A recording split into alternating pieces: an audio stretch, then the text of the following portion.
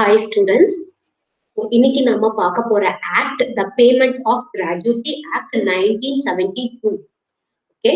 So Payment of Gratuity Actல நம்ம என்ன பார்க்க போறோம்னா what are all the objects, scope and applicability of this act.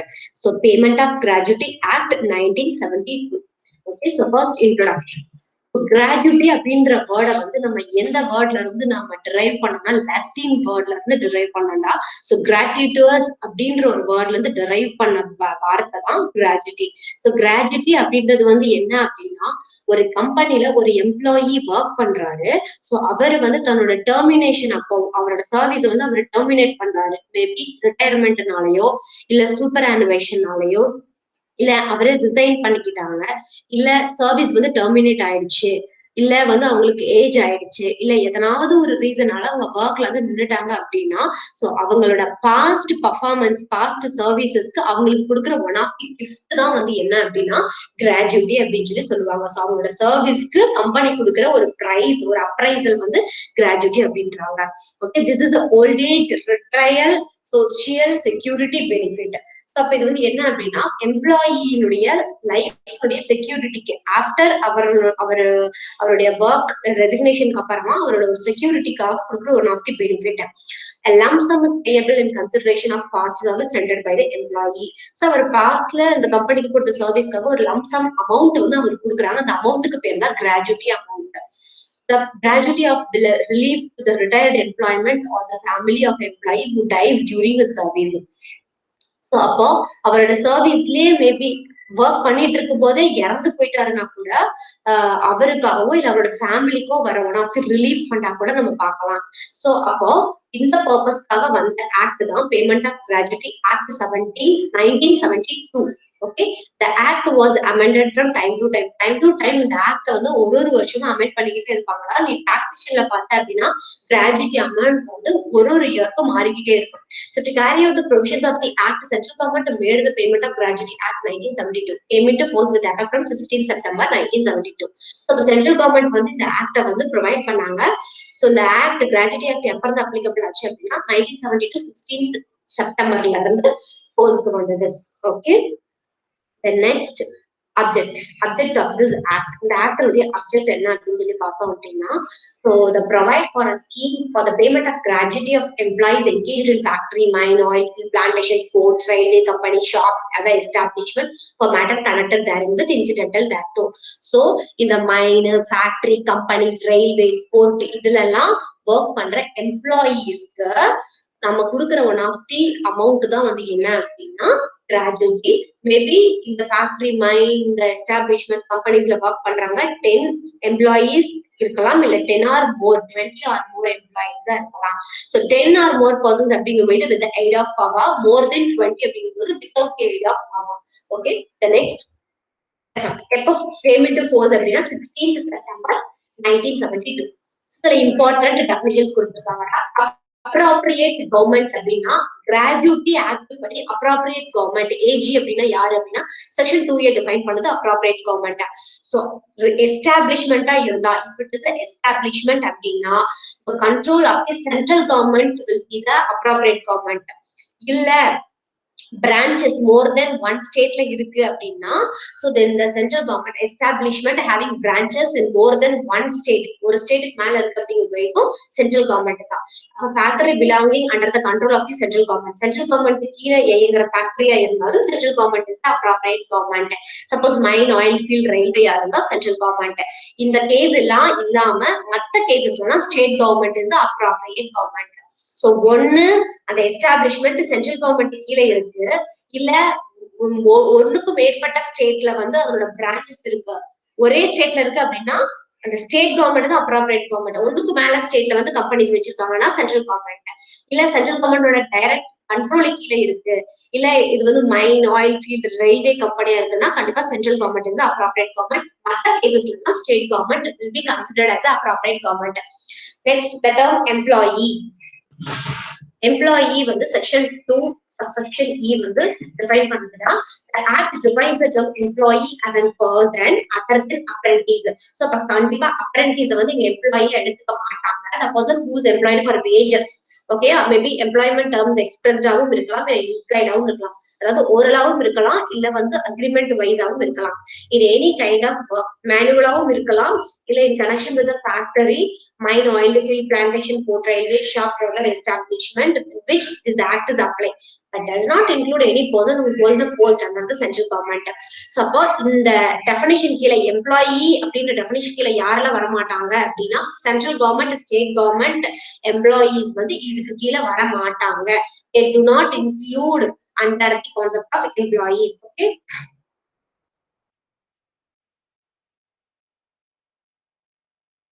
Next, employer வந்து யாரு அப்படின்னு பார்த்தோம் அப்படின்னா section 2 subsection F defines the term employer in relation to establishment, factory, mine, oil field, port, railway company, shop எதுவா வேணா இருந்துட்டு போட்டும் அதுல எம்ப்ளாயர் அப்படின்றவர் யாரு அப்படின்னா if it is the companyயோ ஃபேக்டரியோ எஸ்டாப்ளிஷ்மெண்டோ central government or state government கீழே இயங்கிட்டு இருக்கு அப்படின்னா சோ the appropriate கவர்மெண்ட் வந்து யாரு சூப்பர்விஷனுக்காகவும் கண்ட்ரோல்காகவும் அப்பாயிண்ட் பண்ணியிருக்காங்களோ சர்ச் person will be the employer. அப்படி இல்ல அப்படின்னா head of the ministry or department. So எந்த மினிஸ்ட்ரி, இப்ப சென்ட்ரல் கவர்மெண்ட், ஸ்டேட் கவர்மெண்ட் அப்படின்னாலே மினிஸ்ட்ரி வந்து உள்ள வரும். சில மந்திரி வந்து சில அமைச்சர்ஸ் வந்து இதுக்குன்னு இந்த டிபார்ட்மெண்ட்டுக்கு இவர் தான் மினிஸ்ட்ரி அப்படின்னு சொல்லிட்டு வருவாங்க. சோ சப்போஸ் அப்படி கவர்மெண்ட் வந்து இந்த சூப்பர்விஷன் கண்ட்ரோலுக்கு வந்து எந்த பர்சனையும் அப்பாயிண்ட் பண்ணல, அத்தாரிட்டி அப்பாயிண்ட் பண்ணல அப்படின்னா then the ministry of the department will be considered as employer.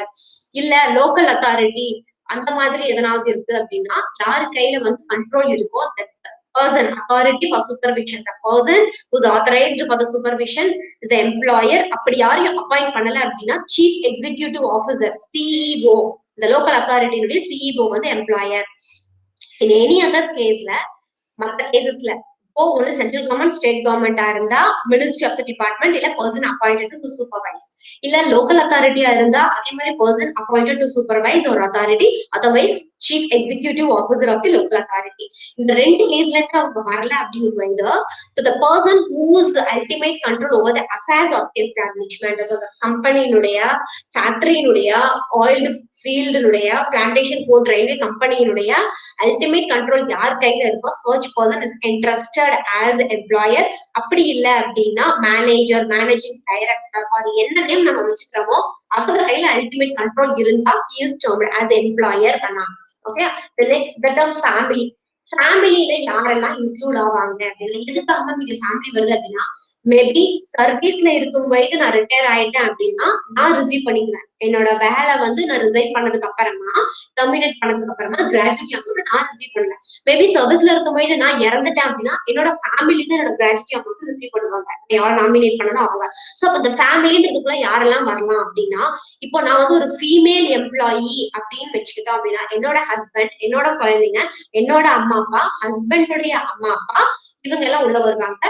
Suppose எனக்கு ஒரு மகன் இருந்து அவ இறந்து போய் அவனோட விடோ வைஃப் பிளஸ் அவனுடைய சன் இவங்க எல்லாரும் என்னோட ஃபேமிலியில கவர் ஆவாங்க. இஃப் நான் வந்து ஒரு மேல் எம்ப்ளாயி அப்படின்னா மேல் எம்ப்ளாயியுடைய வைஃப், அவங்களுடைய குழந்தைங்க, மேபி மேரிடா இருந்தாலும் சரி, அன்மேரிடா இருந்தாலும் சரி, அவனுடைய டிபெண்டன்ட் பேரண்ட், அவன் ஒய்ஃபினுடைய டிபெண்டன்ட் பேரண்ட், அதாவது அவரோட அம்மா அப்பா, அவங்க ஒய்ஃபினுடைய அம்மா அப்பா, மேபி அவங்களுக்கு ஒரு பையன் இருந்து பையன் இறந்து போயிருந்தா அவங்க பையனோட விடோ வைஃப் பிளஸ் அவங்களோட குழந்தைங்க இவங்க எல்லாருமே இந்த ஃபேமிலி அப்படின்ற டேர்ம்குள்ள enter ஆவாங்கன்னா. Okay, the explanation to this section provides that when the personal law of an employee permits the adoption by him of a child, any lawfully adopted by him deemed to be included in his family. So இப்ப என்ன சொல்லுது, இந்த செக்ஷன்ல வந்து சொல்லியிருந்தாலும் சொல்லலைனாலும் நான் என்ன பண்றேன், பர்சனல் லா எனக்குன்னு சில பர்சனல் லா வந்து இருக்கும் இல்லையா, as per my personal law நான் என்ன பண்ணிருக்கேன், ஒரு குழந்தைய வந்து lawfully adopt பண்ணிருக்கேன். சட்ட ரீதியா as my personal law நான் வந்து என்ன பண்ணிருக்கேன் அப்படின்னா ஒரு குழந்தை அடாப்ட் பண்ணிருக்கேன் சட்ட ரீதியா அப்படிங்கும்போது அந்த குழந்தையும் என்னோட ஃபேமிலியில இன்க்ளூட் ஆகும். சப்போஸ் என்னோட குழந்தைய நான் வேற யாருக்காவது அடாப்ட் பண்ணி கொடுத்துருக்கேன் அப்படிங்கும்போது அந்த குழந்தை என்னோட ஃபேமிலி லிஸ்ட்ல வராது.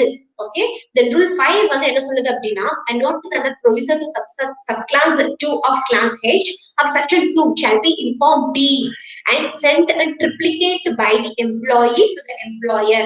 So அப்போ இந்த ஃபேமிலின்ற இந்த நோட்டீஸ் இதை கண்டக்ட் பண்ணி நம்ம என்ன பண்ணணும், ட்ரிப்ளிகேட் ஃபார்ம் வந்து எம்ப்ளாயருக்கு கொடுக்கணும்.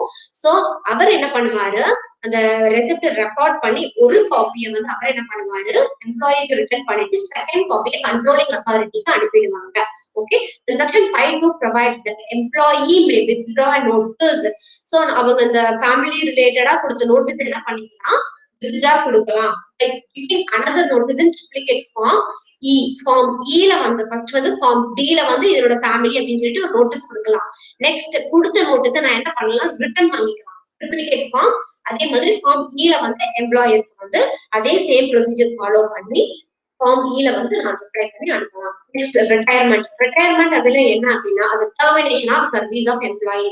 என்னோட சர்வீஸை வந்து நான் வந்து டெர்மினேட் பண்ணிக்கிறேன். Otherwise superannuation. Superannuation அப்படின்றது என்னோட அதாவது எனக்கு இன்னும் டெர்மினேட் ஆகல சர்வீஸ், பட் அந்த வேலைக்கான என்னோட ஏஜ் பார் வந்துடுச்சு. ஓகே, என்னோட ஏஜ் லிமிட் வந்து பார் ஆயிடுச்சு, அதனால நான் அந்த ஒர்க்ல இருந்து போறேன். That is called superannuation. Termination of service அப்படின்றது பார்த்தோம்னா ரிட்டையர் ஆகுது. ஓகே, the next superannuation அப்படின்றது as I told you already, the service age or contract or condition வந்து முடிஞ்சிடுச்சு. சோ அதனால நம்ம என்ன பண்றோம், எம்ப்ளாய்மெண்ட் அப்டேட் பண்றோம். Next wages. wages அப்படின்றது என்ன அப்படின்னா, செக்ஷன் 2 சப்செக்ஷன் F வந்து defines the term wages as all emoluments which are earned by the employee. So நான் என்னோட ஃபேக்டரி ஒரு கம்பெனில ஒர்க்ல இருக்கும் போதோ இல்ல லீவ்ல இருக்கும் போதோ as per the terms of employment terms படி நான் என்னென்ன எம்ப்ளாய்மெண்ட்ஸ் எல்லாம் வேஜஸா ரிசீவ் பண்றனோ that is termed as wages. இந்த வேஜஸ்ல வந்து என்ன அப்படின்னா எது இன்க்ளூட் ஆகாது அப்படின்னா, any bonus, commission, house rent allowance, overtime allowance, any other allowance இதெல்லாம் வந்து இதுக்குள்ள இன்க்ளூட் ஆகாது. ஒன்லி அலவன்ஸ் வந்து டிஆர்எஸ் அலவன்ஸ் மட்டும் தான் இன்க்ளூட் ஆகும்.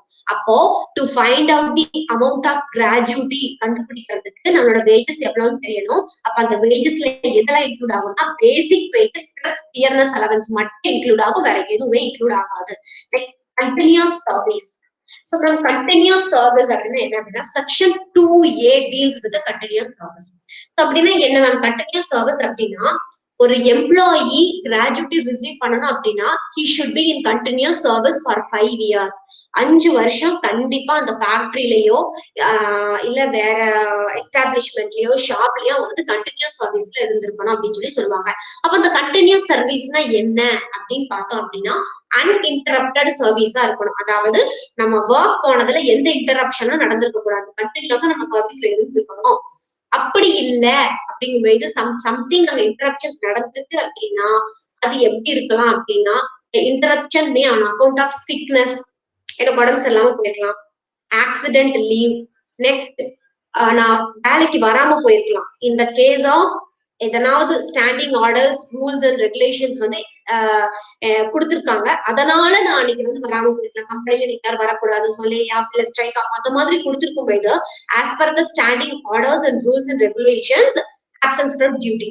ஓகே, வித்தவுட் லீவ் இல்ல, பட் ஆனா டியூட்டிக்கு வந்து absence. Next lay off, strike, lock out, situation of work, இந்த மாதிரி விஷயங்கள் எல்லாம் வந்து உள்ள இன்க்ளூட் ஆகும். வெதர் சர்ச் uninterrupted or interrupted service was rendered before or after the commencement of the act. So இந்த ஆக்ட் வர்றதுக்கு முன்னாடி நீ வந்து இன்டரப்டட் சர்வீஸ்ல இருந்தாலும் சரி, அன்இன்டரப்டட் சர்வீஸ்ல இருந்தாலும் சரி, சோ ஆக்ட் வர்றதுக்கு முன்னாடியோ பின்னாடியோ இருந்தது அப்படின்னா சோ இந்த விஷயங்கள் எல்லாம் வந்து உள்ள இன்க்ளூட் பண்ணிக்குவாங்க. Okay, the next, where an employee is not in continuous service within the meaning of class 1. So இந்த முன்னாடி சொன்னோம் இல்லையா, சோ அன்இன்டரப்டட் சர்வீஸ்ல இருந்திருக்கணும். அப்படியே அவர் இன்டரப்ஷன் இருந்தாலும் இந்த இன்டரப்ஷன்ஸ்ல எல்லாம் அவங்க வந்து ஆட் பண்ணிக்குவாங்க. சிக்னஸ், ஆக்சிடென்டல் லீவ் அப்படின்னு இதெல்லாம் அவங்க உள்ள வந்து இன்டரப்ஷன்ல எடுத்துப்பாங்க அப்படின்னு சொல்லி சொன்னோம். சப்போஸ் கண்டினியூஸ் சர்வீஸ்ல இல்ல, மேல சொன்னதுபடி எம்ப்ளாயி கண்டினியூஸ் சர்வீஸ்ல இல்ல அப்படிங்கும்போது for any period of 1 year or 6 months he shall be deemed to be in continuous service under the employer. So மேல சொன்னபடி இல்ல அப்படின்னா அவங்களோட கண்டினியூஸ் சர்வீஸ் கண்டுபிடிக்கிறதுக்கு அனதர் வச்சிருக்காங்க.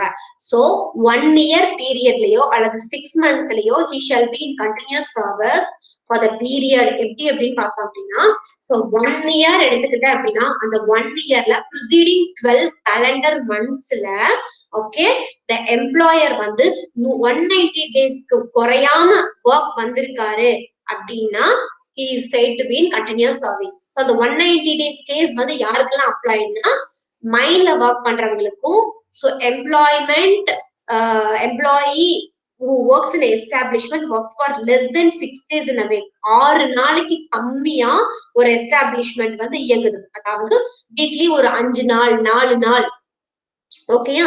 சோ அந்த மாதிரி ஒரு கம்பெனி வந்து இயங்குது அப்படின்னா அந்த கம்பெனில ஒர்க் பண்ற எம்ப்ளாயீஸ், அப்படி இல்லைன்னா மைன்ல ஒர்க் பண்ற எம்ப்ளாயீஸ், இவங்க எல்லாத்துக்கும் ப்ரிசீடிங் 12 months 12 மாசத்துல 190 டேஸ்க்கு குறையாம ஒர்க் பண்ணியிருந்தாங்க அப்படின்னா then such person is termed as in continuous service. அவர் வந்து அந்த ஒரு வருஷத்துல கண்டினியூஸ் சர்வீஸ்ல தான் இருந்திருக்காருன்னு அர்த்தம்.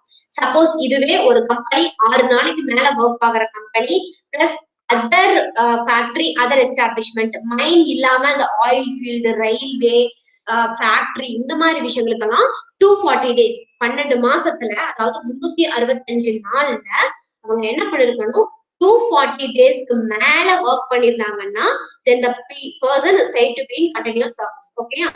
so suppose for the period of 6 months, இப்போ வந்து ஒரு வருஷம் எடுத்துட்டோம் அப்படின்னா 180 days. இப்ப 6 மாசத்தை நீ கால்குலேஷன்ல எடுத்துட்ட அப்படின்னா if a person is said to be in continuous service in the period of 6 calendar months preceding the date with reference. so அப்போ அதே வந்து அந்த 190 daysல அப்படியே பாதி எடுத்துட்டோம்னா 95 days, 240 daysல பாதி எடுத்துட்டோம்னா 150 days. so அப்போ ஒரு வருஷத்துல கண்டினியூஸ் சர்வீஸ்ல இருக்காரான்னு பார்க்கணும் அப்படின்னா 190 days for 6 days கம்மியா ஒர்க் பண்றவங்களுக்கும் மைண்ட்ல ஒர்க் பண்றவங்களுக்கும் அதர் கேசஸ்க்கு 240 daysல வந்து ஒர்க் பண்ணிருக்கணும். 6 மாசம் கண்டினியூஸ் சர்வீஸ்ல இருந்திருக்காரான்னு பாக்குறதுக்கு 95 days ஒர்க் பண்ணிருக்கணும். அதாவது 95 daysக்கு மேல, நாட் லெஸ் தென் 95 daysக்கு மேல கண்டிப்பா ஒர்க் பண்ணிருக்கணும். In case of ground in mind அப்படி இல்ல not less than 6 days in a week work பண்றாங்க அப்படின்னா 95 days, அதர் கேசஸ்க்கு 120 days. ஓகேயா. The explanation to this section provides that the purpose of class 2, the number of days on which employees actually worked, employer shall include the days on which. so இப்போ நம்ம சொன்ன இந்த டேஸ்லாம் எதெல்லாம் அவங்க include பண்ணிப்பாங்க, எந்தெந்த டேஸ் எல்லாம் வந்து அவங்க ஒர்க் பண்ணதா எடுத்துப்பாங்கன்னா லே ஆஃப் அக்ரிமெண்ட் படி, கம்பெனியோட அக்ரிமெண்ட் படி, ஸ்டாண்டிங் ஆர்டர் படி கம்பெனி லே ஆஃப் கொடுத்துருச்சு அப்படின்னா அதுக்கு நமக்கு எந்த சம்மந்தமும் இல்லை. கம்பெனி தான் வர வேண்டாம்னு சொல்லிட்டா நான் வந்து போகாம இல்லை, அப்போ இந்த லீவை வந்து நீ கணக்குல எடுத்துக்கோ, நான் வேலைக்கு வந்த மாதிரி கணக்குல எடுத்துக்கோ. நெக்ஸ்ட் எனக்கு எப்பெல்லாம் ஃபுல் வேஜஸோட லீவ் தராங்களோ ப்ரீவியஸ் இயர்ல அதையும் உள்ள நான் சர்வீஸ் பண்ணதான் எடுத்துப்பாங்க. பிளஸ் டெம்பரரி டிசபிள்மெண்ட், நான் ஏதோ ஒர்க் பண்ணிட்டு இருந்தேன் ஃபேக்டரியில எனக்கு ஏதோ ஆக்சிடென்ட் ஆயிடுச்சு, அதனால என்ன ஆயிடுச்சுன்னா டெம்பரரி என்னால இப்ப வர முடியல ஆப்சென்ட் அப்படின்னா அதையும் வந்து நான் சர்வீஸ்ல இருக்கிற மாதிரி தான் எடுத்துப்பாங்க. நெக்ஸ்ட் ஃபீமேல் எம்ப்ளாயர் இருந்தா மெட்டர்னிட்டி லீவை வந்து அவங்க என்ன பண்ணிருப்பாங்க, லீவ் கூட எடுத்துக்க மாட்டாங்க, அவங்க சர்வீஸ்ல இருக்கிறதா தான் மென்ஷன் பண்ணுவாங்க. ஸோ இந்த மெட்டர்னிட்டி லீவ் வந்து 26 weeks வந்து மேல எக்ஸீட் ஆக கூடாது. ஓகே. நெக்ஸ்ட் வேற an employee employed in a seasonal establishment, இதே வந்து if an employee is in a seasonal establishment, அதாவது சீசனலா தான் அவங்க ஒர்க் வராங்க அப்படிங்கும்போது is not in continuous service within the meaning. Okay. So அவர் வந்து அந்த 6 monthsக்குள்ள வந்து அந்த கண்டினியூஸ் சர்வீஸ்ல வரல, ஏன்னா அவங்களே சீசனலா தான் வந்து ஒர்க் பண்றாங்க அப்படிங்கும்போது he shall be deemed to be in continuous service under the employer if he has worked not less than 75% of number of days on the establishment was in operation during such period. so அப்போ ஒரு company வந்து seasonal எஸ்டாப்ளிஷ்மெண்டா இருக்கு, அவங்க வந்து அப்பப்பதான் open பண்ணுவாங்க அப்படின்னா so அதுல இருக்கிற பர்சனுக்கு எப்படி கண்டினியூஸ் சர்வீஸ் கண்டுபிடிக்கிறது அப்படின்னா மொத்தமா அந்த கம்பெனி எத்தனை நாள் ஓபன்ல இருந்ததோ ஆபரேஷன்ல இருந்ததோ அதுல 75% குறையாம அவர் வந்திருக்காரு ஒர்க் பண்ணிருக்காரு அப்படின்னா the person of seasonal establishment is said to be in continuous service. okay. next disablement அப்படின்னா incapability of an employee.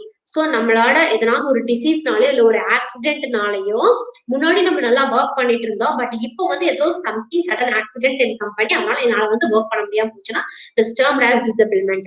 next is exemption. section 5 of the act gives the powers to the appropriate government to give exemption. So எந்த companies எல்லாம் வந்து gratuity act follow பண்றாங்களோ so அவங்களுக்கு இன் ஃபேவரபிளா இந்த ஆக்ட்ல சில exemptions வந்து appropriate government வந்து கொடுக்குறாங்க அப்படின்னு சொல்லி சொல்றாங்க. The notice of openings, change and closure of the establishment.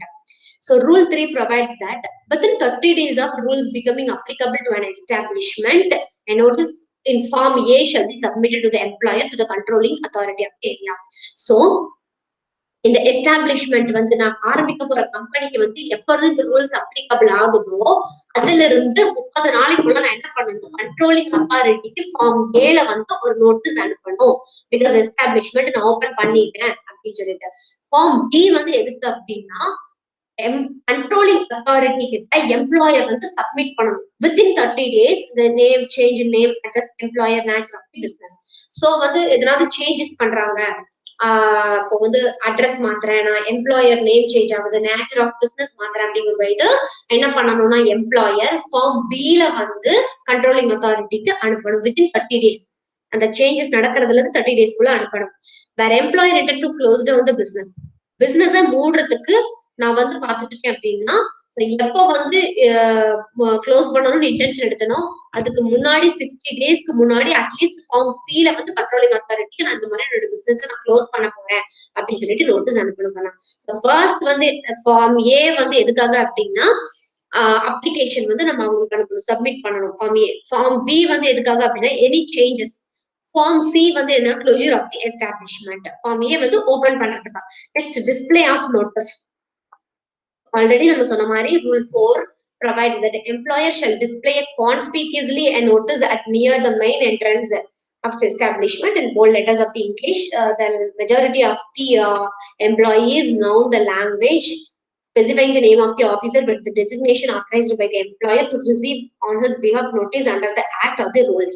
So அப்போ யார் வந்து டெசிக்னேஷன் ஆபீசரோ, யார் வந்து ஸ்பெசிஃபையிங் ஆபீசரோ அத்தாரிட்டியோ, சோ அவங்க நேம் எல்லாத்தையும் போட்டு கண்டிப்பா அவர் வந்து என்ன பண்ணணும், எம்ப்ளாயர் ஒரு நோட்டீஸ் எல்லாருக்கும் கண்ணில் படுற மாதிரியான ஒரு நோட்டீஸ் வந்து இங்கிலீஷ் லெட்டர்ல வந்து கண்டிப்பா நம்ம டிஸ்பிளே பண்ணி வைக்கணும் அப்படின்னு சொல்லி சொல்றாங்க.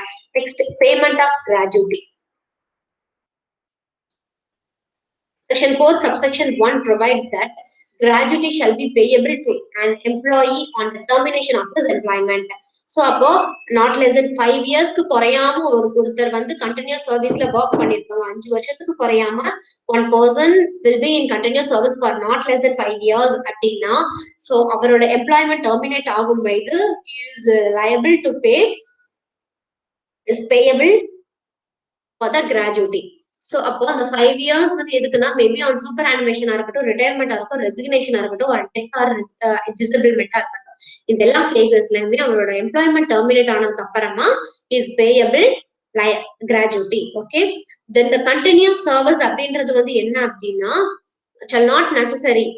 சப்போஸ் அந்த எம்ப்ளாயர் வந்து டெத்னாலயோ டிசபிள்மெண்ட்னாலயோ எம்ப்ளாய்மெண்ட்ல இருந்து டெர்மினேட் ஆயிட்டாங்கன்னா அவங்களுக்கு வந்து கண்டினியூஸ் சர்வீஸ்ன்ற கான்செப்ட் நாட் அப்ளிகபிள். ஏன்னா திடீர்னு இறந்தவங்க கிட்ட போயிட்டு நம்ம கண்டினியூஸ் சர்வீஸ் இருந்தாலும் நம்ம கேட்க முடியாது. ஓகே, தென் நெக்ஸ்ட் சப்போஸ் அந்த எம்ப்ளாயி இறந்துட்டாரு அப்படின்னா அந்த அமௌண்ட் யாருக்கிட்ட பே பண்ணலாம் அப்படின்னா அவங்களோட நாமினி கிட்ட வந்து நம்ம பே பண்ணலாம். அப்படி இல்ல அவங்க யார ஹையர் பண்ணிருக்காங்களோ அவங்க கையில அந்த கிராஜுவிட்டி அமௌண்ட் கொடுத்துடலாம். Okay, next section 4 subsection 2 provides that for every completed years of service or part thereof in excess of 6 months. So எந்தெந்த பார்ட் தேரா, அதாவது 6 மாசத்துக்கு மேல ஒரு நாள் போச்சுனாலும் அது என்ன எடுத்துப்பாங்க அப்படின்னா 1 year கன்க்ளூட் பண்ணிப்பாங்க கண்ணா. ஓகே, சோ அப்படி இருக்கும்போது the employer shall pay the gratuity to an employee at the rate of 15 days wages based on the last drawn wages of the concerned. So அப்ப கிராஜுவிட்டி எதை பேஸ் பண்ணி தருவாங்க அப்படின்னா 15 days of average wage rate எடுத்துப்பாங்க on basis of last drawn wages. கடைசியா நான் என்ன wages draw பண்ண into 15 divided by 26 days. 15 days அப்படின்றது வந்து என்ன அப்படின்னா rate of 15 days wages based on the rate of wages last drawn by the employee concerned. Suppose fees rated employee இருக்காங்க அப்படின்னா 3 months அவங்களோட average total wages வந்து எடுத்துப்பாங்க. So அதாவது total wages divided by 3 months. 3 months average wage divided by 3 months போட்டோம் அப்படின்னா so based on that அவங்களோட daily wages fees rated employee இருக்காங்க இல்லையா அவங்களோட daily wages shall be computed on the basis of average of total wages received by him for a period of 3 months. Okay, the next, the wages paid for overtime work shall not be taken into account. So இந்த wages அப்படின்ற டேர்ம்ல எது include ஆகாதுன்னா over time include ஆகாது, only dearness allowance மட்டும்தான் include ஆகும். Okay, suppose if it is a seasonal establishment, அதாவது சீசனலா தான் ஒரு company open பண்றாங்க, அதுல ஒரு எம்ப்ளாயி வந்து ஒர்க் பண்றாங்க அப்படின்னா he shall pay the gratuity at the rate of 7 days wages for each season.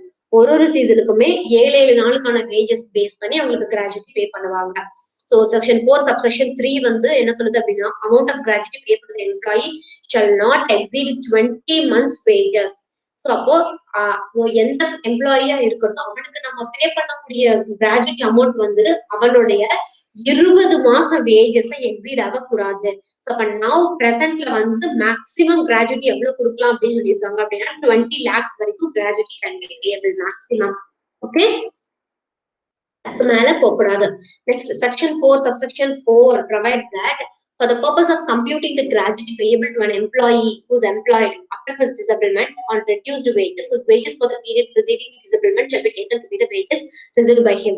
So suppose ஒரு பர்சன் வந்து யாருக்கு வந்து நம்ம கிராஜுவிட்டி பே பண்ணணுமோ அவர் வந்து அவர் டிசபிள் ஆயிட்டாரு, டிசபிள்மெண்ட் ஆனதுக்கு அப்புறமா அவரோட வேஜஸ் வந்து ரெடியூஸ் ஆயிருச்சு அப்படின்னா சோ அப்ப அந்த டிசபிளுக்கு முன்னாடி இருக்கிற வேஜ் பீரியட வந்து ஃபுல்லா எடுத்துக்கணும். சோ ஆஃப்டர் த பீரியட் வந்து ரெடியூஸ் பண்ண வேஜஸ் தான் நம்ம வந்து டேர்ம்ஸ்ல எடுத்துக்கணும் அப்படின்னு சொல்லி சொல்றாங்க. Okay, next forfeiture of gratuity. forfeiture of gratuity அப்படின்னா என்ன அப்படின்னா, சோ நான் வந்து ஒரு எம்ப்ளாயி, நான் ஒரு கம்பெனில ஒர்க் பண்றேன், நான் என்ன பண்றேன் அப்படின்னா என்னோட சர்வீஸ் வந்து டெர்மினேட் ஆயிடுச்சு.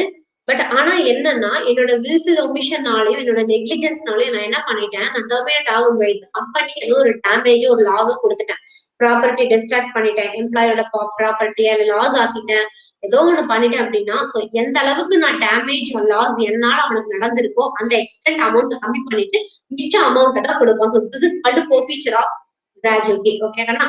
So the gratuity payable to an employee may be wholly or partially forfeited. So ஒன்னு ஃபுல்லா நான் forfeit பண்ணிக்கலாம், இல்ல partly நான் forfeit பண்ணிக்கலாம். Okay, if the service of employee has been terminated for his riotous or disorderly conduct or any other act of violence on his part. So அந்த service வந்து terminate வந்து எதனால நடந்தது அப்படின்னா அங்க நான் ஏதோ ஒரு கலவரம் பண்ணிட்டேன், இல்ல ஏதோ ஒரு வன்முறை பண்ணிட்டேன், வயலன்ஸ் பண்ணிட்டேன், ஏதோ ஒரு டிசார்டரா நான் கண்டக்ட் பண்ணிட்டேன் அப்படிங்கும்போது அதனால அந்த கிராஜுவிட்டி வந்து forfeit பண்ணிக்கலாம். இல்ல அப்படிங்கும்போது ஏதோ ஒரு மால் பிராக்டிஸ், நான் வந்து மாரல் டர்பிடியூட் வந்து உள்ள இன்க்ளூட் பண்ணிருக்கேன், ஏதாவது லஞ்சம் வாங்குறது இல்ல ஏதோ ஒரு மால் பிராக்டிஸ் வந்து உள்ள இன்க்ளூட் பண்ணிட்டேன். சோ அந்த மாதிரி அஃபென்ஸ் வந்து நான் கமிட் பண்ணிட்டேன் அப்படின்னா அந்த கேஸ்ல ஃபுல்லாவோ பார்ஷியலாவோ எம்ப்ளாயர் வந்து கிராஜுவிட்டியை வந்து வித்ஹோல்டு பண்ணி வச்சுக்கலாம். ஓகே, தென் இந்த right to receive a gratuity அப்படின்றது வந்து ஸ்டாச்சுட்டரி ரைட் தான். சோ இந்த ரைட்டுக்கு வந்து எந்த எக்ஸம்ஷன்ஸுமே கிடையாது அப்படின்னு சொல்லிட்டு இந்த ஃபர்ஸ்ட் கேஸ்ல வந்து சொல்றாங்க. சோ ஒன்ஸ் கிராஜுவிட்டி ரிசீவ் பண்ணணும்னு எம்ப்ளாயி என்டைட்டில்ட் ஆயிட்டான் அப்படின்னா சோ த சேம் வந்து லா சொல்ற வரைக்கும் ரெஸ்ட்ரிக்ட் பண்ற வரைக்கும் கண்டிப்பா அவங்க ரிசீவ் பண்ணிட்டு தான் இருக்கணும். ஓகே, அந்த next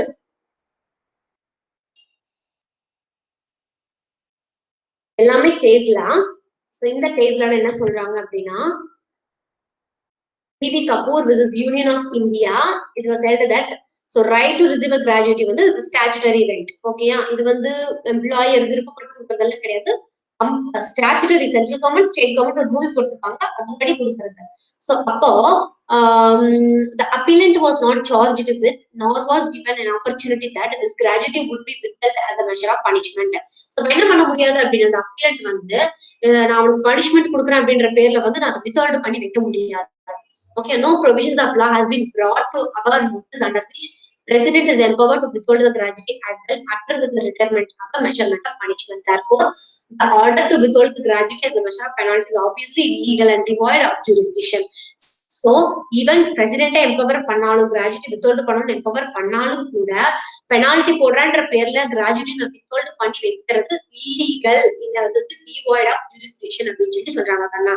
Okay, so this is a case law is given here. Next, Karnataka State Road Transport Corporation, Bangalore versus Deputy Labour Commissioner and the Appellate Authority, Bangalore and others. இந்த கேஸ்னால என்ன சொல்றாங்க அப்படின்னா, so before forfeiting the gratuity amount, the petitioner employer ought to have extended the opportunity of hearing to the employee over the proposal to forfeit the amount of gratuity.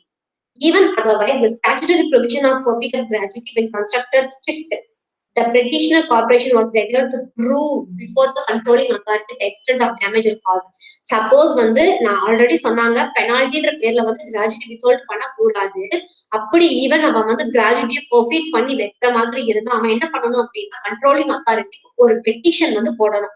C இவனால எனக்கு இவ்வளவு loss ஆயிருக்கு, இவ்வளவு damage ஆயிருக்கு, so அதனால இந்த மிஸ்கண்டக்ட்னால நான் வந்து அவனோட கிராஜுவிட்டியை வந்து டிஸ்என்டைட்டில்டு பண்றேன் அப்படின்னு சொல்லிட்டு நீ என்ன பண்ணணும்னா அவங்களுக்கு வந்து ஒரு பெட்டிஷன் போடணும். Okay. So then next the amount of gratuity payable. So எவ்வளவு அமௌண்ட் கொடுக்கலாம் அப்படின்னா இந்த கிராஜுவிட்டி அமௌண்ட் வந்து வருஷத்துக்கு வருஷம் வந்து என்ன பண்ணிட்டே இருப்பாங்கன்னா ஸோ அமெண்ட் பண்ணிட்டே இருப்பாங்கடா. ஸோ ஸ்டார்டிங்ல இந்த ஆக்ட் வந்தப்போ 1972ல வந்தப்போ 1997 to 2010 வரைக்கும் ஸ்டார்டிங்ல எவ்வளவு இருந்துச்சுன்னா 3,50,000 வரைக்கும் கிராஜுவிட்டி கொடுக்கலாம்னு சொன்னாங்க. ஸோ இந்த அமௌண்ட் வந்து எவ்வளவு இப்போ இன்க்ரீஸ் ஆயிருக்கு அப்படின்னா 10 lakhs வரைக்கும் கிராஜுவிட்டி இஸ் அலவபிள் அப்படின்னு சொல்லிட்டு இன்க்ரீஸ் பண்ணியிருக்காங்க. ஓகே.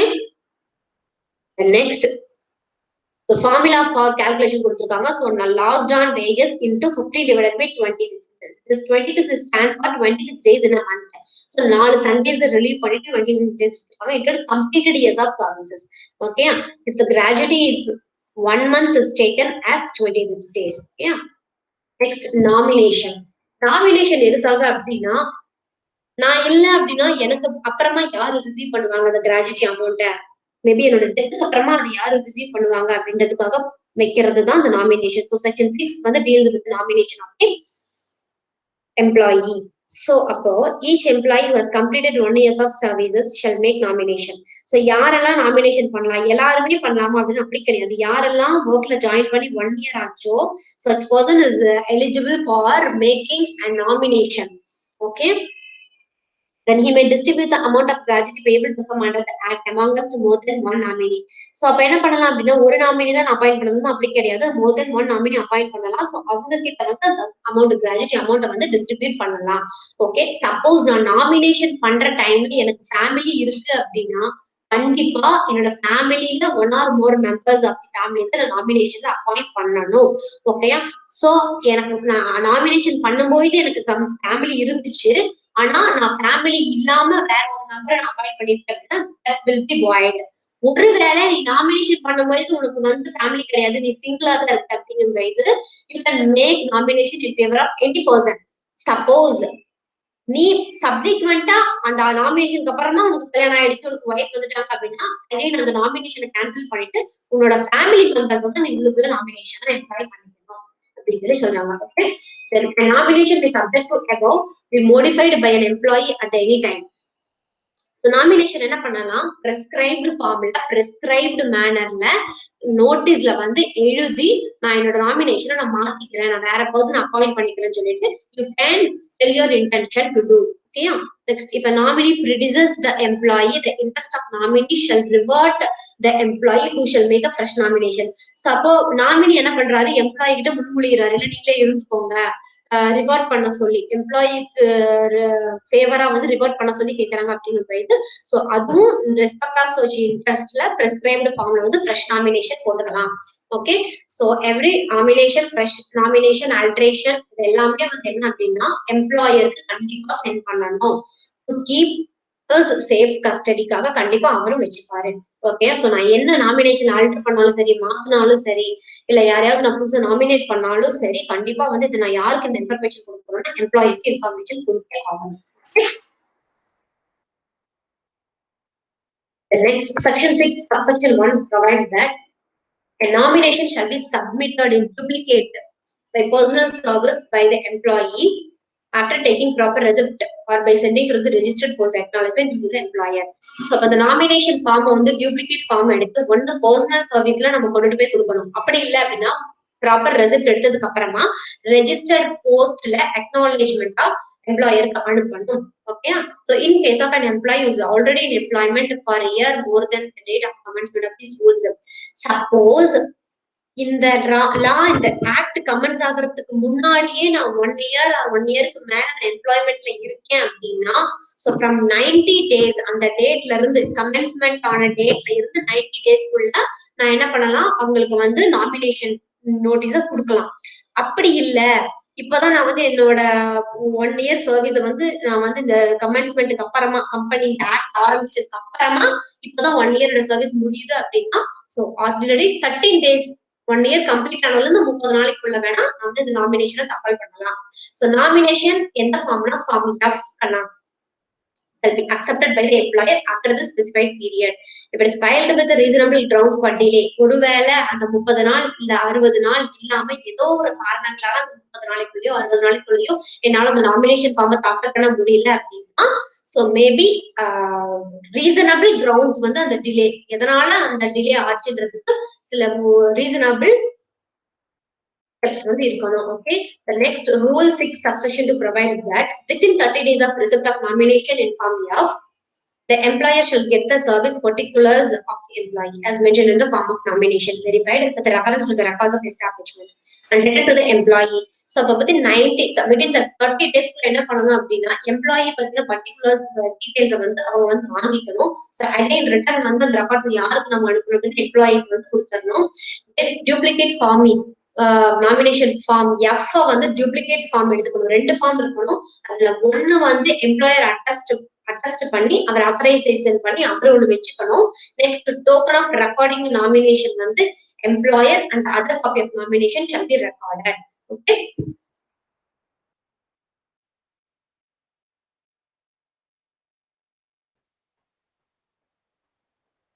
ஸோ ரூல் 6(3) வந்து என்ன சொல்லுதுன்னா, ப்ரொவைட்ஸ் தட் எம்ப்ளாயிக்கு வந்து நாமினேஷன் டைம்ல ஃபேமிலி இல்ல அப்படிங்கும்போது 90 daysல வந்து இவர் வந்து ஃபேமிலி வந்து அவர் அக்வயர் பண்ண போறாரு அப்படிங்கும்போது ஃப்ரெஷ் நாமினேஷன் போடணும் in form G.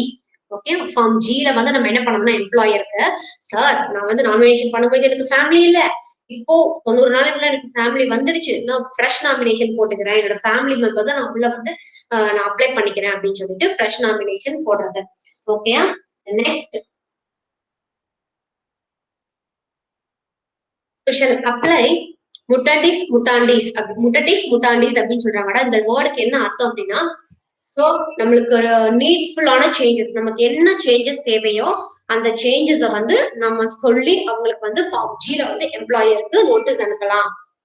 Okay, the next suppose rule 6(4) என்ன சொல்லுது அப்படின்னா, நாமினி வந்து எம்ப்ளாயி வந்து கிரிட்டிசைஸ் பண்றாங்க, இல்ல நீங்க இருங்க அப்படின்னு சொல்லிட்டு அவர் வந்து என்ன பண்றாரு அப்படின்னா, அவர் வந்து முன்னாடியே அறிவிக்கிறாரு, நீங்க இருங்க செய்யுங்க புடிங்க அப்படின்னு சொல்லிட்டு. சோ அப்படி இருக்கும்போது ஃபார்ம் ஹெச் வந்து நம்ம வந்து எம்ப்ளாயருக்கு நம்ம வந்து சப்மிட் பண்ணணும். 6(5) ரூல் 6(5) என்ன சொல்லுது அப்படின்னா, nomination or a fresh nomination or a notice of modification or nomination shall be signed by the employee. So இந்த ஃப்ரெஷ் நாமினேஷனா இருக்கட்டும், இல்ல ஒரிஜினல் நாமினேஷனா இருக்கட்டும், இல்ல ஆல்ரெடி எதனாவது பண்ணதுல நம்ம மோடிஃபை பண்றதா இருக்கட்டும், ஸோ இப்படி எல்லாம் பண்ணும்போது அந்த பிரெஸ்கிரைப்டு நோட்டீஸ்ல கண்டிப்பா எம்ப்ளாயி கையெழுத்து போட்டுக்கணும். ஒருவேளை அவர் கையெழுத்து போட தெரியாதவர் அப்படின்னா அவரோட தம்ப் இம்ப்ரெஷன் இருக்கணும். So with presence of 2 witness 2 பேரு சாட்சி முன்னாடி அவரை வந்து கையெழுத்து போட்டுக்கணும். கையெழுத்து போட்டு அவரோட நாமினேஷனை டிக்ளேர் பண்ணணும். So fresh nomination or notice of modification as the case may be எதா இருந்தாலும் 2 விட்னஸ் முன்னாடி கையெழுத்தோ இல்ல தம்ப் இம்ப்ரெஷனோ வச்சு அவங்க வந்து நாமினேஷன் டிக்ளேர் பண்ணிடணும். Next 6 subsection 6 nomination, fresh nomination or notice of modification of nomination shall take effect from the date of receipt thereby the employer.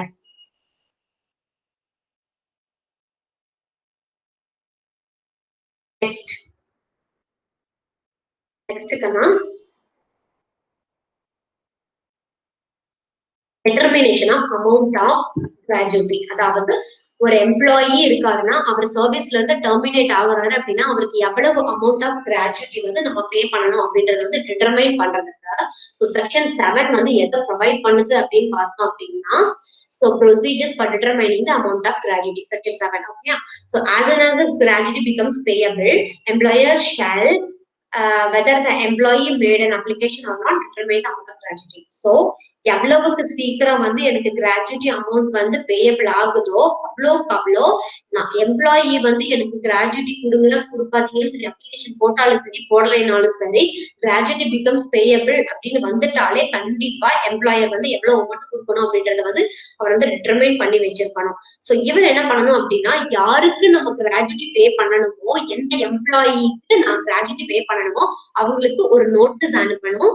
And also controlling அத்தாரிட்டிக்கும் நான் வந்து ஒரு நோட்டீஸ் அனுப்பணும். சோ இந்த மாதிரி இந்த எம்ப்ளாயிக்கு நான் இன்னைக்கு வந்து கிராஜுவிட்டி பே பண்ணணும். சோ என்ன அமௌண்ட் பே பண்ணணும் நீங்க டிட்டர்மைன் பண்ணி சொல்லுங்க அப்படின்னு சொல்லிட்டு ஃபார்ம் எல்ல வந்து கண்ட்ரோலிங் அத்தாரிட்டிக்கு நம்ம அனுப்பணும். Okay, then employer shall arrange to pay the amount of gratuity within 30 days. Okay, so அப்போ அவருக்கு எப்போ இது வந்து பேயபிளோ அதுல இருந்து 30 நாளைக்குள்ள within 30 days from the date of its becoming payable. So இன்னையில இருந்து ஸ்டார்ட் ஆகுது. சோ வந்து இன்னும் ஒரு மாசத்துல அவருக்கு வந்து பேயபிள் அப்படின்னா அந்த 30 நாளைக்குள்ள அவங்களுக்கு வந்து அந்த அமௌண்ட் வந்து நம்ம அரேஞ்ச் பண்ணி கொடுத்துடணும். சப்போஸ் ஏதாவது டிலே எம்ப்ளாயர் வந்து சொன்ன டைமுக்குள்ள ஸ்டிபுலேட்டட் பீரியடுக்குள்ள அந்த அமௌண்ட் எம்ப்ளாயிக்கு கொடுக்கல அப்படின்னா அவருக்கு வந்து வட்டி போடுவாங்க. அந்த அமௌண்ட்டுக்கு 10% வட்டி வந்து அவர் பேயபிள். சப்போஸ் அப்படி பண்ண டிலே வந்து தன்னால இல்ல எம்ப்ளாயி பண்ண ஏதோ ஒரு காரணத்தினாலதான் அப்படின்னு சொல்லிட்டு அவர் ப்ரூவ் பண்ணிட்டாரு அப்படின்னா சோ அவரோட ரீசனபிள் கிரவுண்ட்ல அவருக்கான நம்புறதுக்கான வாய்ப்புகள் இருந்தது. இல்ல இந்த டிலேக்கு வந்து நான் காரணம் கிடையாது எம்ப்ளாயினாலதான் இந்த டிலே ஆனது அப்படின்னு சொல்லிட்டு கண்ட்ரோலிங் அத்தாரிட்டி கிட்ட பெர்மிஷன் வாங்குற அப்படின்னா இன்ட்ரெஸ்ட் வந்து அவங்க பே பண்ண வேண்டியது இல்லை. ஆனா அந்த அமௌண்ட் மட்டும் பே பண்ணா போதும். Okay, if the claim for gratuity is not found admissible, issue a notice in Form F. Suppose admissible வந்து கிடையாதுன்னு சொல்லி கண்டுபிடிச்சிட்டாங்க கிராஜுவிட்டி அப்படின்னா ஃபார்ம் எஃப் வந்து எம்ப்ளாயிக்கு வந்து நம்ம கொடுக்கணும். நாமினி ஒரு legal heir as the case may be specifying the reasons why claim of gratuity is not considered admissible. So இப்போ வந்து உங்களுக்கு கிராஜுவிட்டி வந்து பே பண்றதுக்கு முடியல. மேபி அவர் வந்து கண்டினியூ சர்வீஸ் முடிக்காம இருந்திருக்கலாம். ஏதோ ஒரு ரீசன்னால அவங்களுக்கு வந்து இப்போதைக்கு கிராஜுவிட்டி வந்து நாட் அட்மிசபிளா இருக்கலாம். அப்படி இருக்கிற கிரவுண்ட்ல ஃபார்ம் எஃப் வந்து என்ன பண்ணணும் எம்ப்ளாயிக்கு அனுப்பணும். சார் இந்த மாதிரி உங்களுக்கு ரீசன்ஸ்னால இப்போ கிராஜுவிட்டி பேயபிள் கிடையாது அப்படின்னு சொல்லிட்டு நோட்டீஸ் அனுப்பணும். சோ அந்த காப்பிய கண்ட்ரோலிங் அத்தாரிட்டி கால் தான் எம்ப்ளாயர் வந்து அனுப்பணும். Next dispute. Section 7 subsection 4 provides that if there is a dispute as to the amount of gratuity payable to the employer shall deposit the gratuity with the controlling authority. ஒருவேளை gratuity பே பண்றதுல எதனாவது பிரச்சனை வந்துச்சு, ரெண்டு பேருக்கு ஏதோ ஒரு சண்டை வந்துச்சு அப்படின்னா கண்டிப்பா அந்த எம்ப்ளாய்க்கு கொடுக்க வேண்டியது இல்ல. அந்த அமௌண்ட்டை வந்து அந்த பிரச்சனை முடிகிற வரைக்கும் யார் கையில இருக்கும் அப்படின்னா எம்ப்ளாயர் கிட்டையும் இருக்காது எம்ப்ளாயி கிட்டையும் இருக்காது, கண்ட்ரோலிங் அத்தாரிட்டி கிட்ட டெபாசிட் பண்ணிருவாங்க. ஓகே, சோ கண்ட்ரோலிங் அத்தாரிட்டி என்ன பண்ணலாம், ரெண்டு பார்ட்டியும் என்கொயர் பண்ணதுக்கு அப்புறமா ரீசனபிள் ஆப்பர்ச்சுனிட்டி ரெண்டு பேருக்குமே கொடுத்து ரெண்டு பேர்த்தையினுடைய வாதத்தையும் கேட்பாங்க. கேட்டதுக்கு அப்புறமா அந்த அமௌண்ட்டை வந்து அவங்க எம்ப்ளாயிக்கு பே பண்ணலாம். சப்போஸ் அந்த என்கொயரியில எனி அமௌண்ட் எக்ஸஸ் அமௌண்ட் வந்து எம்ப்ளாயர் பே பண்ணிருக்கணும், அவங்க என்கொயர் பண்ணதுல எம்ப்ளாயர் இன்னும் வந்து கிராஜுவிட்டி கொடுத்துக்க வேண்டியது இருக்குன்னு சொல்லி அவங்க கண்டுபிடிச்சாங்க அப்படின்னா கண்டிப்பா கண்ட்ரோலிங் அத்தாரிட்டி வந்து எதுக்கு டைரக்ட் கொடுப்பாங்க அப்படின்னா எக்ஸஸா நீ எவ்வளவு கொடுக்கணுமோ அதையும் பே பண்ணிட்டு சொல்லிட்டு அவங்களுக்கு வந்து டைரக்ஷன் கொடுப்பாங்க. The controlling authority shall pay the amount of deposit to the applicant where his employee. The applicant is not an employee. Suppose வந்து applicant வந்து எம்ப்ளாயா இருந்தா அந்த டெபாசிட் பண்ண அமௌண்ட் அவங்க கையில கொடுத்துருக்கலாம். அவங்க அப்ளிகண்ட் வந்து எம்ப்ளாயி கிடையாது அப்படிங்கும்போது அவங்களோட நாமினி அப்படி இல்ல அவங்களோட லீகல் ஹையருக்கு வந்து கண்ட்ரோலிங் அத்தாரிட்டி வந்து so the receipt of amount of gratuity வந்து அவங்க கொடுத்துடலாம். ஓகேங்களா? சோ தென் நெக்ஸ்ட் வந்து அப்ளிகேஷன் ஃபார் கிராஜுவிட்டி. ஓகே, அதாவது எனக்கு கிராஜுவிட்டி வந்து நீங்க கொடுங்க அப்படின்னு சொல்லிட்டு நம்ம என்ன பண்ணணும், எம்ப்ளாயி வந்து அப்ளை பண்றான், அப்ளிகேஷன் கொடுக்குறான் எம்ப்ளாயருக்கு. ஓகேயா? So the rule 7 subsection 1 provides that employee who is eligible for the payment of gratuity under the act or the person authorized in writing to act on his behalf shall apply ordinarily within 30 days from the date of gratuity become payable. So form I-ல வந்து என்ன சொல்லணும் அப்படின்னா எனக்கு வந்து இந்த மாதிரி gratuity becomes payable ஆக போயிடுது, சோ ப்ளீஸ் எனக்கு வந்து நீங்க வந்து கிராஜுவிட்டி பே பண்ணுங்கன்னு சொல்லிட்டு ஃபார்ம் ஐல வந்து எம்ப்ளாயருக்கு அப்ளிகேஷன் போடலாம். ஓகேயா?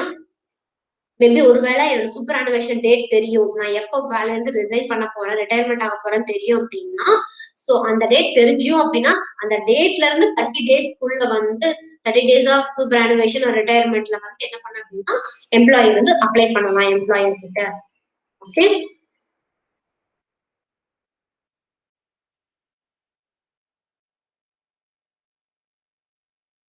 Section Rule 7 subsection 2 என்ன சொல்லுது அப்படின்னா nominee of an employee who is eligible for the payment of gratuity under the second proviso ordinarily within 30 days from the date of gratuity becomes payable to come in form J to the employer. Suppose employee வந்து is not eligible, nominee வந்து receive பண்ற employee கிடையாது, இறந்துட்டாருன்னு வச்சுக்கோ, அப்ப நாமினிக்கு வந்து payment of gratuity act வந்து eligible தெரிஞ்சது அப்படின்னா அவன் என்ன பண்ணணும்னா ஃபார்ம் ஜேல வந்து நோட்டீஸ் கொடுக்கணும் எம்ப்ளாயருக்கு, சார் வித்தின் 30 days.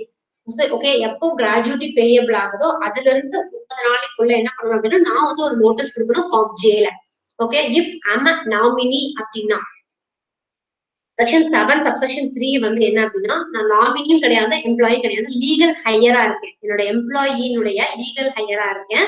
அப்ப வந்து எனக்கு தெரிய வருது எம்ப்ளாயி வந்து பேமெண்ட் ஆஃப் கிராஜுவிட்டி வந்து எலிஜிபிள் அப்படிங்கிற நான் என்ன பண்ணுவேன் அப்படின்னா within 1 year from the date of gratuity becomes payable to come in form K to the employer. So நான் வந்து லீகல் ஹையரா இருக்கேன் அப்படின்னா எனக்கு தெரிஞ்சிருச்சு ஓகே இன்னும் 1 இயர்க்குள்ள வந்து நம்ம கிராஜுவிட்டி அமௌண்ட் வந்து நம்ம ரிசீவ் பண்ணிக்கலாம், நம்ம எம்ப்ளாயினுடைய அமௌண்ட் வந்து ரிசீவ் பண்ணிக்கலாம் தெரிஞ்சது அப்படின்னா ஃபார்ம் கே வந்து எம்ப்ளாயருக்கு நம்ம சப்மிட் பண்ணணும். Okay, the next 7(4) provides that where gratuity becomes payable under the Act before the commencement of this rule, the periods of limitation specified in sub-rule 1, 2, 3 shall be deemed to be operative from the date of such commencement. So, இப்ப என்ன சொல்றோம் அப்படின்னா எனக்கு வந்து gratuity வந்து payable ஆயிடுச்சு, அந்த ஆக்டுக்கு வந்து முன்னாடியான சில ரூல்ஸ் அண்ட் ரெகுலேஷன்ஸ்னால கிராஜுவிட்டி வந்து பேமெண்ட் ஆயிடுச்சு அப்படின்னா இந்த பீரியட்ஸ் ஆஃப் லிமிடேஷன்ஸ் வந்து applicable in operative from date of such commencement. அது ஆரம்பிச்சதுல இருந்து shall be deemed to be the operative. Okay. Rule 7 subsection 6 provides that an application under this rule shall be presented to the employer either by personal service or registered postal. So in the section 7 school கீழ நம்ம என்னென்ன applications எல்லாம் போடுறோமோ அந்த application எல்லாம் employer கையில பர்சனலா கொண்டு போய் கொடு, அப்படி இல்லைன்னா ரெஜிஸ்டர்ட் போஸ்ட்ல வந்து அக்னாலேஜ்மெண்ட் டியூவா கொடு. Okay, the next belated application நம்ம சொன்னா ஒண்ணு 60 நாளைக்குள்ளேயோ இல்ல 30 நாளைக்குள்ளேயோ நம்ம வந்து பே பண்ணு கிராஜுவிட்டி பே பண்ணு சொல்லிட்டு நம்ம அப்ளிகேஷன் போடணும்னு சொல்லி சொன்னோம் இல்லையா, அது வந்து கொஞ்சம் லேட்டா போடுறாங்க, பிலேட்டடா போடுறாங்க அப்படின்னா என்ன ஆகும் அப்படின்னா then the application for payment of gratuity filed after the expiry of the period specified. So சொன்ன பீரியடை விட எக்ஸ்பயர் ஆகி அதுக்கப்புறமா தான் நான் போடுறேன் அப்படிங்கும்போது if the applicant adduces sufficient cause, நான் எதனால டிலே பண்ண அப்படின்ற காரணத்தையும் நான் வந்து கொடுத்துட்டேன், அந்த நோட்டீஸ் அந்த அப்ளிகேஷனை நான் கொடுத்துட்டேன் அப்படின்னா மேபி அது சரின்னு சொல்லி டிசைட் பண்ணாங்க அப்படின்னா அவங்க வந்து அப்ளிகேஷன் ஃபார் கிராஜுவிட்டி கொடுக்கலாம். அப்படி இல்ல இந்த ஆக்ட் கீழே நீங்க லேட் பண்ணது வந்து கிளைம் வந்து பண்ணது இன்வேலிட் அப்படின்னு சொல்லி ஃபீல் பண்ணாங்க அப்படின்னா சோ என்ன பண்ணலாம் அப்படின்னா the claimant failed to present his application with the specified period. Any dispute in this regard shall be referred to the controlling authority for whose decision. So அப்ப என்ன பண்ணுவாங்க, இந்த இது ரிலேட்டடா இந்த பிலேட்டட் அப்ளிகேஷன் ரிலேட்டடா ஏதாவது பிரச்சனை வருது அப்படின்னா கண்டிப்பா அவன் யாரை போய் பார்க்கலாம் அப்படின்னா கண்ட்ரோலிங் அத்தாரிட்டி. அதுக்கான தேவைக்கு அதுக்கான முடிவுக்கான தேவை யாரை போய் பார்க்கலாம்னா கண்ட்ரோலிங் அத்தாரிட்டியை போய் பார்க்கலாம். ஓகேங்களா, next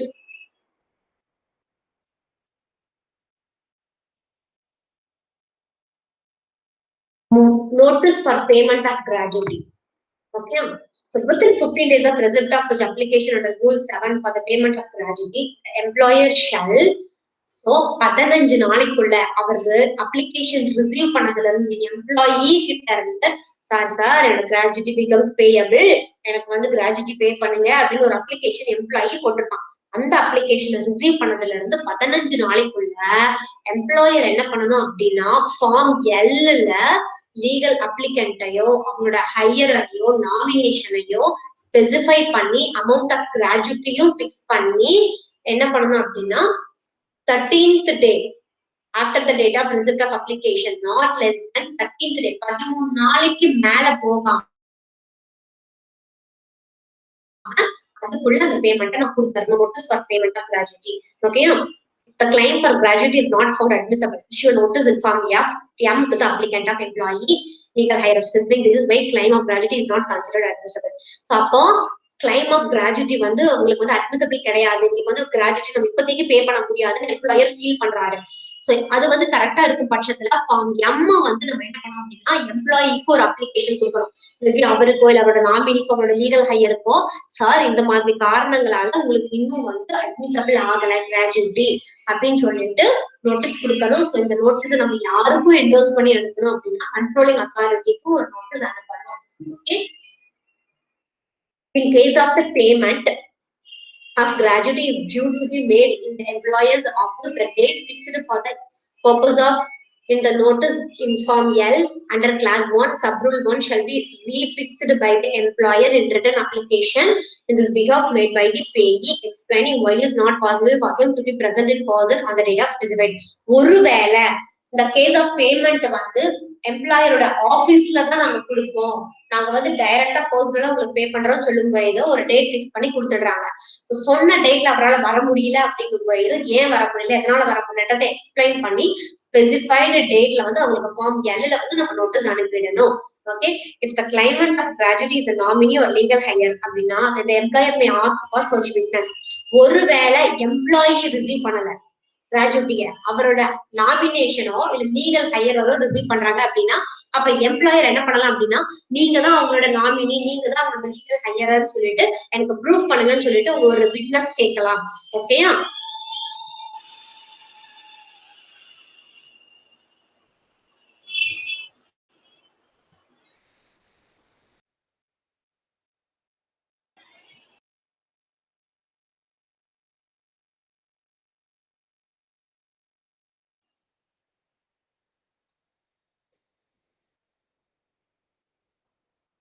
Excuse me, sorry.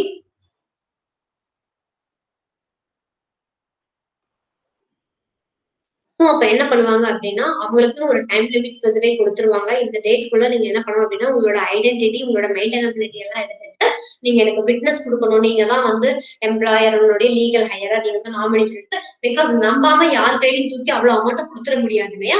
So அப்ப அவர் கேட்கிற ஃபர்னிஷிங் அமௌண்ட் டீடைல்ஸ் வந்து இவங்க என்ன கொடுக்கணும்னா எவிடன்ஸ் விட்னஸ் வந்து இவங்க வந்து பிரசென்ட் பண்ணணும். Okay. And notice in form L or form M shall be served on the applicant either by personal service. So நம்ம அனுப்புற ஃபார்ம் எல் ஆகட்டும் ஃபார்ம் எம் ஆகட்டும் நான் பர்சனலா கொண்டு போய் கொடுத்துடலாம். அப்படி இல்லை அப்படின்னா நான் ஒரு ரெசிப்ட் எடுத்துட்டு ரெஜிஸ்டர்ட் போஸ்ட்ல நான் அக்னாலேஜ்மெண்ட் அனுப்பிடலாம். ஓகேங்களா? So next mode of service of notice. So என்ன மோட்ல அந்த நோட்டீஸ் நான் சர்வ் பண்ணலாம் அப்படின்னா ஒன்னு பர்சனலா கொடுக்கலாம் form L and form M. இந்த ரெண்டையுமே அப்ளிகண்ட் வந்து எய்தர் பர்சனல் சர்வீஸ்ல கொடுக்குறான், அப்படி இல்லை அப்படின்னா ஒரு ரெசிப்ட் எடுத்ததுக்கு அப்புறமா ரெஜிஸ்டர்ட் போஸ்டர்லயோ அக்னாலேஜ்மெண்ட் டியூலயோ நம்ம அனுப்பிடலாம். Okay. Next mode of payment. Mode of பேமெண்ட்னா த அமௌண்ட் ஆஃப் கிராஜுவிட்டி வந்து பிகம்ஸ் பேயபிள் சொல்லிட்டோம். ஸோ அந்த அமௌண்ட்டை வந்து எதுல கொடுக்கறது, கேஷா கொடுக்கலாமா இல்ல செக்ல கொடுக்கலாமா டிடியா கொடுக்கலாமா எப்படி கொடுக்கலாம் அப்படின்னு சொல்லி கேட்டா so maybe in kind of கேஷ்ல கொடுக்கலாம். இல்ல எம்ப்ளாயி வந்து பேய் வந்து இல்ல எனக்கு இந்த மோட்ல கொடுத்துருங்க, செக்ல கொடுத்துருங்க, டிமாண்ட் டிராஃப்ட்ல கொடுத்துருங்கன்னு சொல்லி கேட்டாரு அப்படின்னா ஸோ ஆஸ் பர் த எலிஜிபிள் எம்ப்ளாயி அவரோட நாமினி லீகல் ஹையரர் அவங்க என்ன மாதிரி கேட்கறாங்களோ அந்த மோட்ல அவங்க பே பண்ணிடுவாங்க. Okay. In case of eligible employee, nominee or legal higher, as the case may be so desires, the amount of gratuity payable is less than 1000 rupees. ஒருவேளை 1000 rupees குள்ளதான் அவங்களுக்கான கிராஜுவிட்டி நம்ம பே பண்ண வேண்டியது இருக்கு அப்படின்னா சப்போஸ் அவங்க ஓகே சொன்னாங்க அப்படின்னா மணி ஆர்டர்ல கூட போஸ்டர்ல கூட அந்த 1000 ரூபாய்க்கு குறைஞ்சிருக்கிறாங்க வந்து அவங்க அனுப்பிடுவாங்க. Okay. So intimation about full details of search payment shall also be given by the employer to the controlling authority. So அந்த சர்ச் கண்ட்ரோலிங் அத்தாரிட்டி கீழே இந்த அமௌண்ட் இவங்களுக்கு நான் இவ்வளவு பே பண்ணியிருக்கேன் அப்படின்னு சொல்லிட்டு ஒரு இன்டிமேஷன் கொடுக்கணும். Suppose in case of nominee legal heir யார் வந்து மைனரா இருக்காங்களோ சோ அவங்க வந்து என்ன பண்ணலாம் அப்படின்னா கண்ட்ரோலிங் அத்தாரிட்டி வந்து மைனர் ஒருவேளை எம்ப்ளாயினோட நாமினேஷன் வந்து மைனர் அப்படி இல்ல லீகல் ஹையரர் அப்படின்னு பார்த்தோம் அப்படின்னா என்ன பண்ணுவாங்க அப்படின்னா கண்ட்ரோலிங் அத்தாரிட்டி வந்து இந்த கிராஜுவிட்டி அமௌண்ட்டை வந்து State Bank of India or any scheduled or nationalised பேங்க்ல வந்து அவங்க டெபாசிட் பண்ணிடுவாங்க. ஏன்னா மைனர் அப்படின்னால அவங்க கையில் கொடுக்க மாட்டாங்க. ஸோ கண்ட்ரோலிங் அத்தாரிட்டி வந்து அந்த மைனாரிட்டி முடிகிற வரைக்கும் ஸ்டேட் பேங்க்லயோ ஒரு எனி நேஷனலைஸ்டு பேங்க்ல டெபாசிட் பண்ணிடுவாங்க. Okay. Next application for direction. So section 10 provides that if the employer application for direction அப்படின்னா எம்ப்ளாயர் ஏதோ வந்து ஒரு கோக் மார்க் பண்றாருடா, நமக்கு வந்து கிராஜுவிட்டி நான் பே பண்ண மாட்டேன்னு சொல்லிட்டு நமக்கு ஏதோ ஒரு தடை போடுறாரு, இல்ல கொடுக்க வேண்டிய அமௌண்ட்டை விட கம்மியா கொடுக்குறாரு, இல்ல நோட்டீஸ் இஷ்யூ பண்றதுக்கெல்லாம் தவறிட்டாரு, இந்த மாதிரி ஏதோ ஒரு நொல்லு பண்றாரு எம்ப்ளாயர் அப்படின்னா நம்ம என்ன பண்ணலாம் அப்படின்னா கோர்ட்டுக்கு ஒரு நோட்டீஸ் கொடுக்கலாம். சோ இங்க பாருங்க, எம்ப்ளாயர் இந்த மாதிரி வேலையெல்லாம் பண்றாரு, அவர் கொஞ்சம் டைரக்ட் பண்ணுங்க, அவர் கொஞ்சம் நல்ல விஷயம் சொல்லி கொடுங்கன்னு சொல்லிட்டு நம்ம என்ன பண்ணலாம், ரூல் 10ல வந்து அப்ளிகேஷன் போடலாம். எதுக்காகனா if employer refuses to accept nomination, நான் கொடுக்குற நாமினேஷன் அவர் அக்செப்ட் பண்ணிக்கிறதுக்கு மறுக்கிறாரு, இல்லையா அப்ளிகேஷன் ஆஃப் கிராஜுவிட்டி வந்து எக்ஸ்பிளைன் பண்றதுக்கு மறுக்கிறாரு, இல்ல என்னோட எலிஜிபிலிட்டி ஆஃப் கிராஜுவிட்டி அவர் மறுக்கிறாரு, அப்படி இல்ல கொடுக்க வேண்டிய அமௌண்ட்டை விட கிராஜுவிட்டி அமௌண்ட் கம்மியா தான் கொடுக்குறாரு, இல்ல எனக்கு நோட்டீஸ் கொடுக்கறதுக்கு ஃபெயில்டு, ஹி வில் ஃபெயில்டு அப்படின்னா, சோ இந்த மாதிரி கேசஸ்ல the eligible person to receive the gratuity, யாரெல்லாம் வந்து gratuity receive eligible, such person can make an application in form N within 90 days from the date of occurrence of the clause. So எந்த காசுல வந்து அவருடைய application போடணும்னு நினைக்கிறாரோ அந்த காரணம் நடந்ததுல இருந்து 90 நாளைக்குள்ள ஃபார்ம் Nல வந்து நான் என்ன பண்ணணும் அப்படின்னா ஒரு ஒரு கம்ப்ளைண்ட் எழுதி கண்ட்ரோலிங் அத்தாரிட்டிக்கு வந்து நான் இஷ்யூ பண்ணிடணும். ஸோ இந்த சர்ச் அதே காப்பியை நான் யாருக்கும் அனுப்பணும், அடிஷனல் காப்பியை வந்து சேம் பார்ட்டி ஆப்போசிட் பார்ட்டி அதாவது எம்ப்ளாயருக்கும் அனுப்பணும். அப்பதான் வந்து அவர் என்ன தப்பு பண்ணாரு அப்படின்னு சொல்லிட்டு நம்ம வந்து ஃபீல் பண்றோன்றது அவங்களுக்கும் தெரியும். ஒண்ணு கண்ட்ரோலிங் அத்தாரிட்டி பிளஸ் எம்ப்ளாயர் ரெண்டு பேருக்குமே அனுப்பலாம். Okay, suppose application as limitation period of 90 days குள்ள நம்ம ஃபைல் பண்ணிட்டோம் அப்படின்னா ஸோ கண்ட்ரோலிங் அத்தாரிட்டி வந்து அப்ளிகேஷனை வந்து அவங்க வந்து அட்மிட் பண்ணிக்கலாம். ஓகே, ஒருவேளை சஃபிஷியன்ட் காஸ் ஃபார் டிலே ஏதாவது இருந்தது, 90 நாளைக்குள்ள நான் கொடுக்கல, என்கிட்ட ஏதாவது ஒரு சரியான காரணம் இருந்தது அப்படின்னா அதையும் அவங்க கன்சிடர் பண்ணிப்பாங்க. Okay, the said application may be submitted to the controlling authority in person or it may be sent through the registered post and acknowledgement deed. Okay.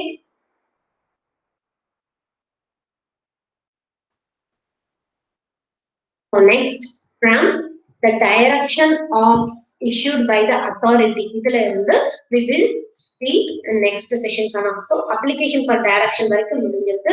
So from direction issued by authority ல இருந்து we will see in next session. Thank you everyone. Today's session is concluded. Thank you Kanna.